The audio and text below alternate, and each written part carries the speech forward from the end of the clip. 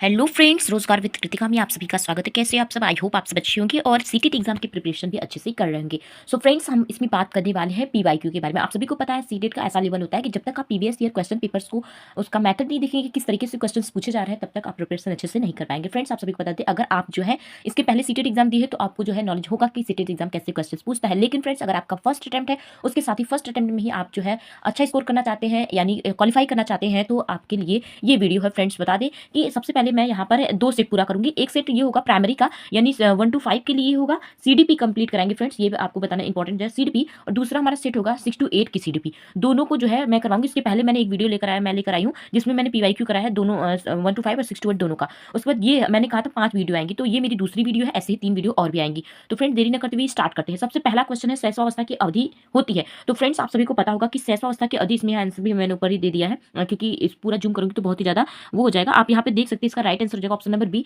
यानी जो शैशवावस्था की अवधि होती है वो 2 वर्ष की होती है। किस तरीके से यहाँ पे शैशवावस्था और बाल्यावस्था, किशोरावस्था और प्रौढ़ावस्था को डिवाइड किया जाता है। 0 से 2 वर्ष तक के समय को क्या माना जाता है? जन्म से 2 वर्ष का जो समय होता है, जिसको जन्म या जीरो कह सकते हैं, इसको 0 से 2 भी कह सकते हैं, ठीक है। तो ये जो समय होता है ये शैशवावस्था का होता है। उसके बाद ही 2 से लेकर के 6 तक जो होता है बाल्यावस्था। 6 से लेकर के कभी कभी क्या होता है, इसमें पूर्व बाल्यावस्था और उत्तर बाल्यावस्था में भी डिवाइड किया गया है। आप सभी को बता दें, यहाँ पे उत्तर बाल्यावस्था 3 से 6 वर्ष तक के पूर्व बाल्यावस्था, 6 से 12 वर्ष तक में बच्चे को उत्तर बाल्यावस्था, उसके साथ ही 12 से लेकर के 18 वर्ष तक में किशोरावस्था, और उसके बाद 18 से बाद के समय को प्रौढ़ावस्था कहा जाता है, ठीक है। ये तो डिवाइड किया गया है। उसके साथ ही जो अगर हम बात करेंगे पियाजे के, जो है उन्होंने 4 प्रकार के जो है अवस्थाएं बताई हैं। एक बच्चे के संज्ञानात्मक विकास के लिए 4 प्रकार की अवस्थाएं होती हैं। कौन कौन सी अवस्थाएं मानी है? सबसे पहली उनकी होती है संवेदीगामक अवस्था, दूसरी है पूर्व संक्रियात्मक अवस्था, तीसरी उनकी मूर्त संक्रियात्मक अवस्था और चौथी औपचारिक संक्रियात्मक अवस्था। तो फ्रेंड्स, पियाजे के अनुसार 2 से 7 वर्ष के जो बीच का बच्चा होता है वो होता है पूर्व संक्रियात्मक अवस्था,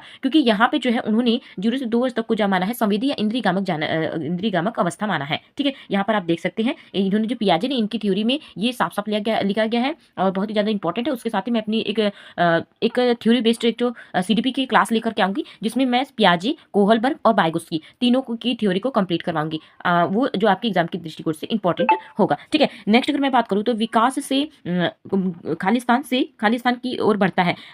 विकास कैसे होता है? पहले विकास से सामान्य की ओर बढ़ता है, उसके बाद वो विशिष्ट की ओर जाता है ना, सामान्य से विशिष्ट की ओर। तो इसका राइट आंसर हो जाएगा ऑप्शन नंबर ए, ठीक है। नेक्स्ट क्वेश्चन की बात करते हैं, जब वयस्क सहयोग में सामंजस्य कर लेते हैं तो वे बच्चे के वर्तमान स्तर के प्रदर्शन को संभावित क्षमता के स्तर के प्रदर्शन की तरफ प्रगति क्रम को सुगम बनाते हैं। इसे कहा जाता है, ठीक है। इसे क्या कहा जाता है? जब यहाँ पर ये किसके बारे में बता रहा है, ये आपका एक वयस्क व्यक्ति के सामंजस्य के बारे में बताया जा रहा है, यानी कि वह एक तरीके से सहयोग देना, जो उसे सहयोग दे रहा है। तो ऑप्शन नंबर बी इसका राइट आंसर हो जाएगा, ठीक है। नेक्स्ट है कि नवीन जानकारी को शामिल करने के लिए वर्तमान स्कीमा में बदलाव की प्रक्रिया। कल फ्रेंड्स मैंने लाइव क्लास लिया था, तो उसमें मैंने ये आप सभी को स्कीमा शब्द के बारे में बताया था। आप सभी को पता होगा स्कीमा में 2 शब्द आते हैं, मेन इंपॉर्टेंट होता है। एक होता है समायोजन और एक होता है समावेशन। तो मैंने आप सबको बताया था कि जब वर्तमान की अवधारणा में बदलाव किया जाता है तो वहां पे होता है समायोजन। इसका राइट आंसर हो जाएगा ऑप्शन नंबर सी, ठीक है। नेक्स्ट क्वेश्चन की तरफ बढ़ते हैं फ्रेंड्स। यहाँ पे आप सभी को बता दें, मध्य बाल्यावस्था में भाषा के बजाय अधिक क्या होता है? इसमें 4 ऑप्शंस दिए गए हैं, आप देख सकते हैं कौन कौन से ऑप्शन है। अंतर केंद्रित, समाजीकृत, उसी को समाजीकृत, नेक्स्ट में समाजीकृत और अहम केंद्रित माना है। तो मध्य बाल्यावस्था में जो होता है बच्चा पहले समाजीकृत समाज में रहकर सीखता है के बजाय अहम केंद्रित अधिक होता है, ठीक है। उसके अंदर अहम की भावना जो है दिखाई देने लगती है इस अवस्था में, बाल्यावस्था में। उसके साथ ही फ्रेंड्स नेक्स्ट क्वेश्चन है, बाल केंद्रित शिक्षा में शामिल होता है। फ्रेंड्स, हमने आप सभी को एक चीज बताई थी कि जो बाल केंद्रित होता है उसमें हमें बच्चे को मेन केंद्र बिंदु में रखना पड़ता है। तो बच्चे को एक कोने में बैठाना, ये निगेटिव टैग वर्ड्स है। प्रतिबंधित परिवेश देना, ये भी निगेटिव टैग वर्ड्स है। हमने प्रतिबंधित टैग वर्ड्स बताए हैं। तो एक कोने में तो वैसे भी नहीं बैठाना बच्चे को, क्योंकि बच्चे को समान अवसर देना है। तो हमें निगेटिव टैग वर्ड्स इसमें से खोजना है। वे गतिविधियां जिनमें खेल शामिल ना हो। पहली बात तो बच्चे की खेल सबसे प्रिय चीज होती है। तो तीनों चीज अगर कट जाती है तो आपका क्या बचता है? ऑप्शन नंबर ए इसका राइट आंसर हो जाएगा। फ्रेंड्स, आपको यही करना है, आपको निगेटिव टैग वर्ड्स पहले देखने हैं, और जो निगेटिव टैग वर्ड्स अगर हटा देंगे तो क्वेश्चन लास्ट में जो आपका ऑप्शन बचेगा वही आपका राइट आंसर। कभी कभी क्या होता है, 2 ऑप्शंस आपको एलिमिनेट करने पड़ते हैं कि उसमें से कौन सा राइट आंसर होगा। तो आपको ये नेगेटिव टैग वर्ड से आपको काम आएगा, ठीक है। कक्षा अध्यापक ने राघव यहाँ पे दिया कि कक्षा अध्यापक ने राघव को अपनी कक्षा में अपने कीबोर्ड पर स्वयं द्वारा तैयार किया गया मधुर संगीत बजाते हुए देखा। कक्षा अध्यापक ने विचार किया कि राघव में कौन सी बुद्धि उच्च स्थिर। तो ये देख सकते हैं हार्वर्ड गार्डनर की बहुबुद्धि सिद्धांत में हमने आप सबको बताया है। कोई बात नहीं, मैं इसकी थ्योरी लेकर आऊंगी। मैं सोच रही थी प्रैक्टिस सेट करवा दूंगी तो आप इसको देखते रहेंगे ताकि आपका समय भी न जाए, क्योंकि एग्जाम के टाइम में बहुत ज्यादा प्रेशर होता है। जैसे ही मधुर संगीत की बात करती, संगीत शब्द जो है यहाँ पे आपको देखने के लिए मिल जाएगा। तो इसका राइट आंसर होगा ऑप्शन नंबर सी, बहुबुद्धि सिद्धांत गार्डनर की जो है वो जो है संगीत से संबंधित है। ठीक है, नेक्स्ट अगर हम बात करें तो जब एक शिक्षक यह समझता है कि स्वाभाविक रूप से लड़के गणित व लड़कियों से अच्छे होते हैं, जो लड़के गणित में लड़कियों से अच्छे होते हैं, तो यह दर्शाता है। फ्रेंड्स, हमने बताया कि जब दोनों के बीच आपके जेंडर यानी लड़कियों और लड़कों के बीच में उनके जेंडर को दर्शाया जाता है कि वो उसी काम को कर सकते हैं, तो वहां पे लिंग जेंडर यानी पक्षपात आता है। ऑप्शन नंबर बी इसका राइट आंसर हो जाएगा। नेक्स्ट है कि समावेशी शिक्षा मानती है कि हमें खाली स्थान को खाली स्थान के अनुरूप बदलना है। ठीक है, ऑप्शंस देख लेना है पहले, सबसे पहले, उसके बाद इसे फिल करना है कि कैसे बन सकता है यहाँ पे। तो समावेशी शिक्षा मानती है कि हमें व्यवस्था को बच्चे के अनुरूप बदलना चाहिए। जैसे कक्षा यानी रूम का माहौल जैसा होगा, यानी वहाँ की व्यवस्था क्या है, किसके अकॉर्डिंग रखना है, तो बच्चे के अकॉर्डिंग, परिवेश के अकॉर्डिंग नहीं होता, हमेशा हमें बच्चे को केंद्र में रखना है। तो चारों ऑप्शन में आपको बच्चे एक ही जगह पे दिख रहे हैं, उसी के क्योंकि बच्चे के अनुरूप रखना है। बच्चे तो सभी में 3 में दिख रहे हैं, लेकिन यहाँ पे अनुरूप रखने के लिए हमें लास्ट में बच्चे को ही ऐड करना पड़ेगा। यहाँ पर राइट आंसर ऑप्शन नंबर आपका बी। ठीक है, नेक्स्ट, बच्चों में ज्ञान की रचना करने और अर्थ का निर्माण करने की क्षमता होती है। इस परिप्रेक्ष्य में एक शिक्षिका की क्या भूमिका होती है। तो हमने फ्रेंड्स बताया एक शिक्षक क्या शिक्षिका का क्या रोल होना चाहिए कक्षा में, वो इसमें बताया गया। ताल में बैठाने वाली की, संप्रेषक और व्याख्याता की, सुगमकर्ता की, निर्देशक की। तो इसका right answer option number C यानी सुगमकर्ता का होना चाहिए। नेक्स्ट क्वेश्चन देख लेते हैं, इनमें से कौन सी विशेषता प्रगतिशील बच्चों की नहीं है। फ्रेंड्स, निगेटिव जहां पे भी आपको दिख जाए उसको सबसे पहले आपको नीचे से अंडरलाइन कर लेना है। ठीक है, आपको देखना है कि इसमें कौन सी चीजें पूछी गई हैं। जब यहाँ पे नहीं की बात की गई है तो यहाँ पर देख सकते हैं निम्न औसतीय मानसिक प्रक्रियाएं, जहां पे निम्न शब्द दिख गया वो निगेटिव टैग वर्ड्स, यानी इसका राइट आंसर होगा ऑप्शन नंबर सी। ठीक है, नेक्स्ट क्वेश्चन की बात कर लेते हैं। कोहलबर्ग के सिद्धांत के पूर्व परंपरागत स्तर के अनुसार, फ्रेंड्स आप सभी को बता दें कोहलबर्ग ने तीन जो है अवस्थाएं बताई है नैतिक विकास की, पूर्व परंपरागत, परंपरागत और उत्तर परंपरागत। तो इन्होंने माना है कि पूर्व परंपरागत के अंतर्गत कौन सी विशेषताएं देखने के लिए मिलती हैं, उसके बारे में इन्होंने कहा है। तो यहाँ पे पूर्व परंपरागत के राइट आंसर जो ऑप्शन नंबर ए यानी अंतर्निहित संभावित दंड जो है वह कोहलबर्ग की प्रथम अवस्था में यानी पूर्व परंपरागत अवस्था में देखने के लिए मिलती है। ठीक है, नेक्स्ट क्वेश्चन की बात कर लेते हैं फ्रेंड्स। शिक्षार्थियों यानी अधिगमकर्ता की व्यक्तिगत भिन्नताओं के संदर्भ में शिक्षिका को चाहिए कि, यहाँ पे शिक्षिका का क्या रोल है वो बात यहाँ पे बताना है कि शिक्षिका का क्या रोल होना चाहिए। तो यहाँ पे इसका right answer option number A यानी विविध प्रकार की अधिगम परिस्थितियों को उपस्थित कराना चाहिए। ठीक है, बच्चों के समक्ष। नेक्स्ट क्वेश्चन की बात करते हैं, निम्नलिखित में से कौन सा बाल विकास का एक सिद्धांत नहीं है। फ्रेंड्स, यहाँ पे एक सिद्धांत नहीं की बात की गई है, तो इसका राइट आंसर हो जाएगा ऑप्शन नंबर डी, क्योंकि सभी विकास तथा अधिगम एक समान गति से आगे बढ़ते हैं, ऐसा नहीं, क्योंकि पियाजे ने हमेशा माना है कि एक क्रमिक होता है लेकिन एक समान नहीं होता है, सभी में विकास अलग अलग अवस्था में देखने के लिए मिलती है। ठीक है, नेक्स्ट क्वेश्चन की बात करें तो निम्नलिखित में से कौन सा आकलन करने पर सर्वाधिक उपयुक्त माना जाता है। यहाँ पे आकलन की बात की गई है। आकलन भी जो है एक अच्छा टॉपिक है जो कि आपके एग्जाम में काफी ज्यादा पूछा जाता है। इससे क्या होगा ना कि आपको ये आइडिया मिल सकता है कि किस टॉपिक से ज्यादा क्वेश्चन पूछे जाए तो आप उस टॉपिक को ज्यादा कवर करेंगे। ठीक है, तो निम्नलिखित में से कौन सा आकलन करने का सर्वाधिक उपयुक्त तरीका माना जाता है, तो इसका right answer option number B यानी आकलन जो होना चाहिए वह शिक्षण अधिगम में अंतर्निहित प्रक्रिया होती है। ठीक है, नेक्स्ट क्वेश्चन जो मैं बात करने जा रही हूँ उसमें आप सभी को बता दें यहाँ अपसारी और अवसारी चिंतन के बारे में बताया गया है। ठीक है, निम्नलिखित में से कौन सा सृजन से संबंधित है। अपसारी चिंतन, अभिसारी चिंतन, सामवेगिक और अहंकारी चिंतन। तो इसका राइट आंसर हो जाएगा, जब सृजनात्मक शब्द पूछा है तो अपसारी चिंतन होगा, क्योंकि अपसारी के अंतर्गत उसका सृजनात्मक चिंतन होता है, उसका खुला विकास होता है। ठीक है, और यहाँ से जैसे पूरा खुल करके एक तरीके से एक केंद्र में आना वो अभिसारी होता है, लेकिन अपसारी यानी उसको खुला माहौल देना बच्चे को। ठीक है, तो इसका right answer option number A अपसारी चिंतन। नेक्स्ट क्वेश्चन की बात कर लेते हैं कि बच्चों के बारे में निम्नलिखित कथनों में से किससे बाइगोस्की, जहाँ पे हमें बाइगोस्की शब्द दिख गया वहाँ पे आपको सिर्फ एक ही टैग वर्ड्स खोजना है कि उसमें बच्चे को अंतःक्रिया कराना है, उसमें बच्चे को जहाँ तक हो सके उन्हें एक्टिविटीज करानी है, उन्हें जितना जितना हो सके उन्हें जो है एक दूसरे से अंतःक्रिया कर सके। तो अंतःक्रिया हमें शब्द दिख गया है फ्रेंड्स, और कहीं नहीं देखना की जरूरत है। आप सभी को बता दें फ्रेंड्स, जहाँ पे हमें बाइगोस्की शब्द दिख जाएंगे वहाँ पे हमें सामाजिक शब्द देखना है और अंतःक्रिया शब्द देखना है। ऑप्शन नंबर ए इसका राइट आंसर हो जाएगा।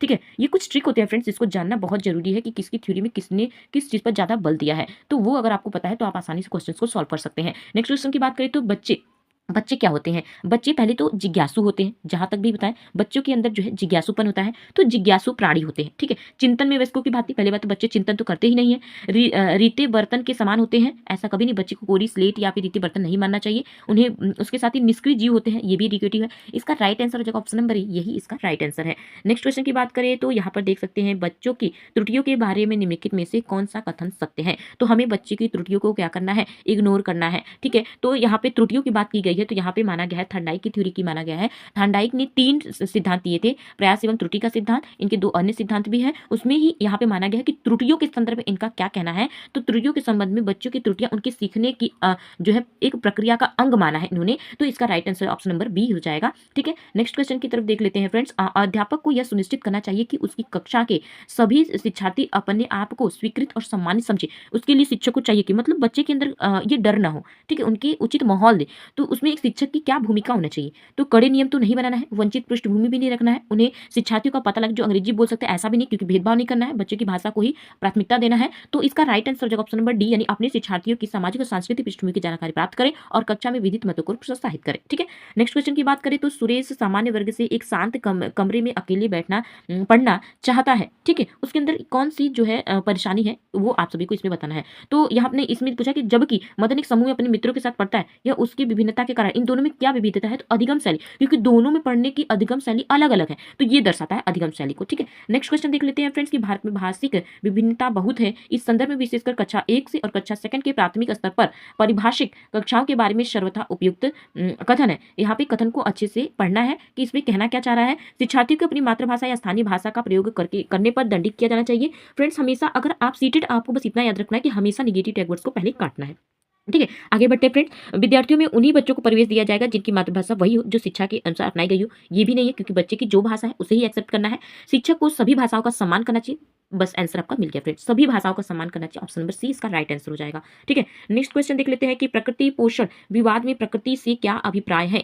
यहाँ पे हमारे आसपास का वातावरण, प्रकृति यानी प्राकृतिक माहौल। ठीक है, ये चीज हमें देखना है कि प्रकृति का अर्थ होता है प्राकृतिक माहौल, तो जिसमें जैविक विशिष्टता और वंशानुक्रम दोनों सूचनाएं देखने के लिए मिलती है, ऑप्शन नंबर 20 का राइट आंसर हो जाएगा। ठीक है, नेक्स्ट देख लेते हैं जनसंचार माध्यम सामाजिकरण का एक महत्वपूर्ण माध्यम बनता जा रहा है। नीचे दिए गए कथनों का उपयुक्त कथन क्या है। संचार माध्यम पदार्थों के विज्ञापन विक्रय के एक अच्छा माध्यम होता है।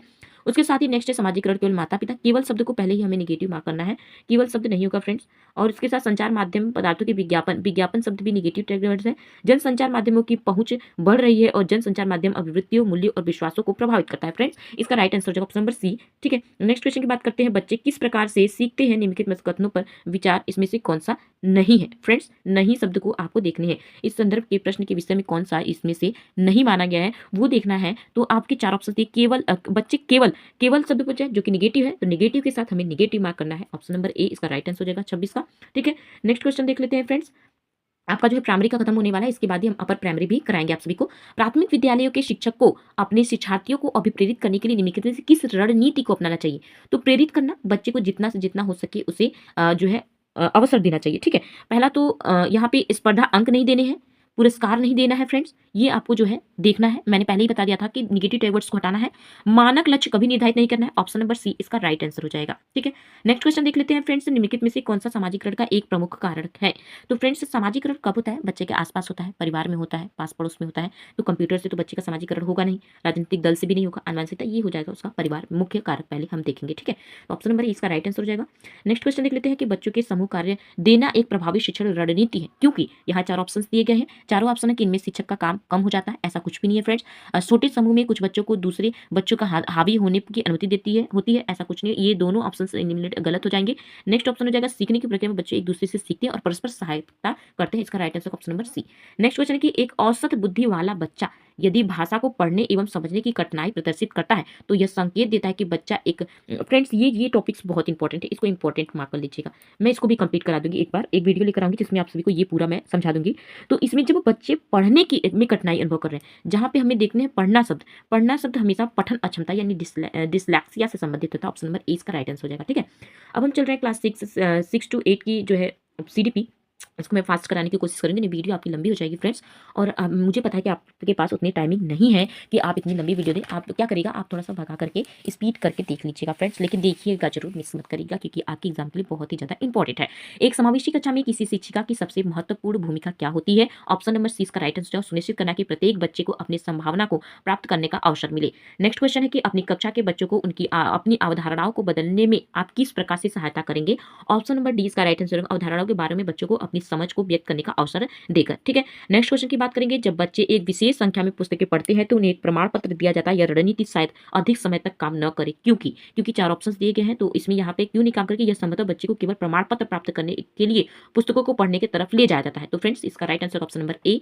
नेक्स्ट क्वेश्चन देख लेते हैं फ्रेंड्स कि किसी कक्षा में शिक्षक की भूमिका होती है। तो ऑप्शंस 4 दिए गए हैं, जिसमें आप सभी को देखना है कौन सा। तो विश्वसनीय स्थितियां जुटाना, शिक्षार्थियों को स्वतंत्र चिंतन की सुविधा दें कि वो अपने अकॉर्डिंग सोच समझ सके और अपने क्वेश्चंस को सॉल्व खुद ही कर सके। ठीक है, कि निम्नलिखित में से कौन से कथन बच्चों की त्रुटियों के संबंध में उपयुक्त माने गए हैं। तो यहाँ पे त्रुटियों की बात की गई, तो हमें देखना है कि इसमें कौन कौन सी त्रुटियां हैं। बच्चे को गलतियां एक खिड़की के समान होती है और यह जानने के लिए कि वो किस प्रकार सोचते हैं। ऑप्शन नंबर डी इसका राइट आंसर हो जाएगा। आकलन शिक्षण अधिगम प्रक्रिया का अभिन्न अंग है, क्योंकि 4 ऑप्शंस दिए गए हैं, इसमें राइट आंसर आप सभी को बताना है। तो ऑप्शन नंबर ए इसका राइट आंसर। आकलन से अध्यापक बच्चों के अधिगम को समझता है, उसके अपने शिक्षण की प्रतिपुष्टि भी करता है। ठीक है, नेक्स्ट क्वेश्चन है कि पाठ्यचर्या ऐसी हो जो पाठ्य पुस्तक के ज्ञान को पुनः प्रस्तुत करने के स्थान पर बच्चों को अपनी आवाजें पाने, कार्य करने के लिए अपनी जिज्ञासा का पोषण करने, प्रश्न पूछने और जांच पड़ताल करने तथा अपने अनुभव को बांटने तथा विद्यालय के ज्ञान के साथ जोड़ने में सक्षम बनाए। राष्ट्रीय पाठ्यचर्या की रूपरेखा 2005। इस पृष्ठभूमि में एक शिक्षक की प्राथमिक भूमिका, ये बहुत इंपॉर्टेंट टॉपिक है, राष्ट्रीय पाठ्यचर्या 2005।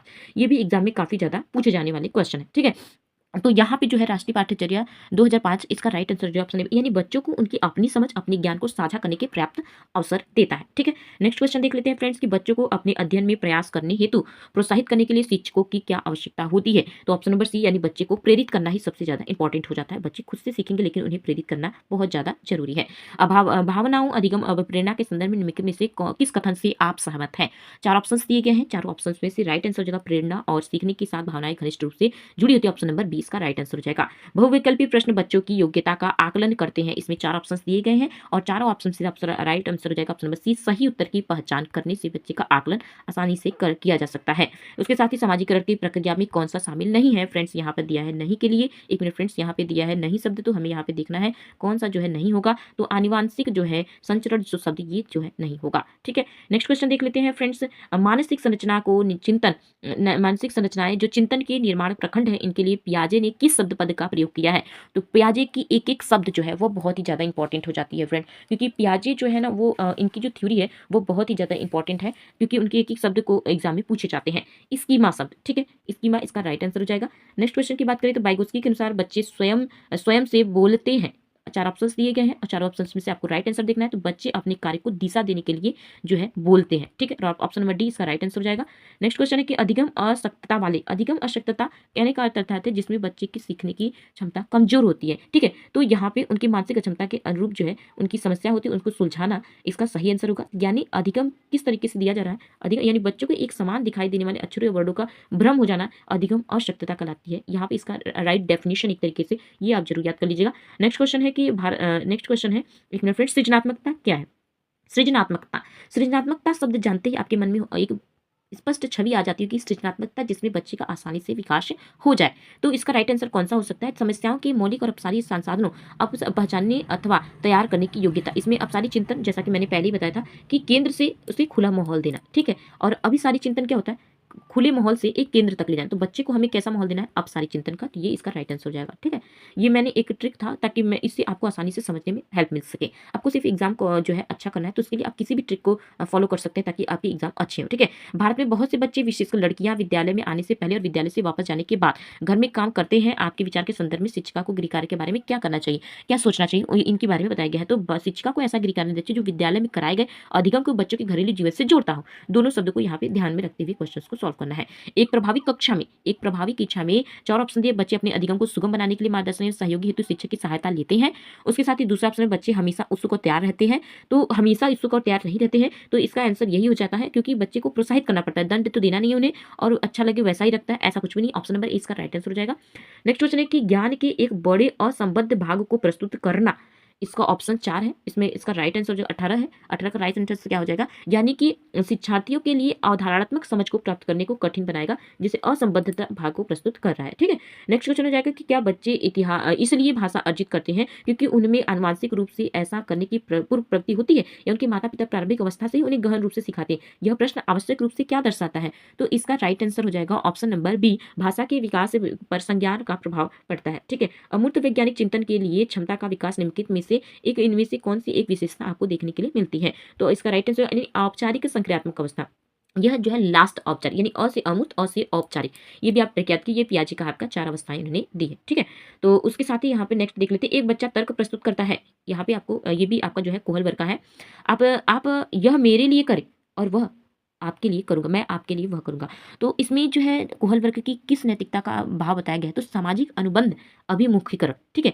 तो ये मैं वीडियो जल्दी लेकर आऊँगी, आप हमें कमेंट करिएगा। तो अगर आप सभी को जानना होगा तो कमेंट करेंगे, तो आपको वीडियो के माध्यम से जल्दी ये थ्योरी तीनों कंप्लीट करा देंगे। हैंड नोट्स है फ्रेंड्स, पहले ही आपको बता दें हैंड नोट्स है। आपको इधर-उधर कहीं जाने की ज़रूरत है, उतना कवर कर लेंगे तो आपका हो जाएगा। छोटे-छोटे टैग वर्ड्स हमने उसमें मिक्स कर रखे हैं, छोटे-छोटे पॉइंट्स जो बहुत ही ज़्यादा इंपॉर्टेंट है।